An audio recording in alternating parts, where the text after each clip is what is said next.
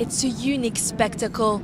Every year between April and December, around 4,000 southern right whales swim all the way from the Antarctic to the warmer waters of the Peninsula Valdez in southern Argentina. They come to reproduce, give birth and nurse their calves before swimming back to the Antarctic to feed themselves with krill. And that krill, a small shrimp that lives under the Antarctic ice, is what's made the whales vulnerable to climate change. En esos años, cuando la temperatura del mar es un poquito superior a lo normal. In the years in which the sea temperature is a little bit higher than normal, the abundance of krill goes down. Krill is one of the whale's main sources of food. So the year after the years in which there's less krill, we register a lower number of calves. And it's also possible that it affects the survival of the newborns. So it's all linked. What happens in the Antarctic with the production of krill affects the whales that we see here in the Valdez Peninsula, thousands of kilometers away. In recent years, the Whales Conservation Institute has observed an unprecedented number of deaths in the Peninsula Valdez. The majority were calves of less than 3 months old.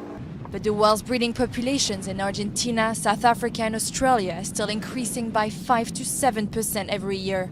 That's because their main cause of death, whaling, became illegal in 1935 when they went nearly extinct. But the whales are still not out of danger. They are now hunted by a new predator, seagulls.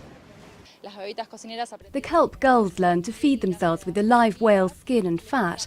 That creates a lot of stress for the whales and changes their behaviour because it forces them to move quicker and it interrupts their nursing and resting periods. And seagulls' attacks are not the only danger facing the whales today. Scientists have observed various other threats caused by human activity.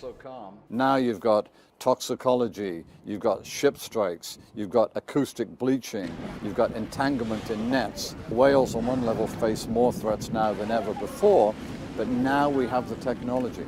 We're living uphill from the oceans, and if everybody takes small actions with regards to their daily behavior, it has an effect on the ocean habitat, and the ocean habitat is important for us as it is for the whales. Scientists hope that working with the tourism industry will help protect the whales. Tourists are taught about the mammals and their habitat and can also choose to adopt a whale by giving money that will help fund conservation programs.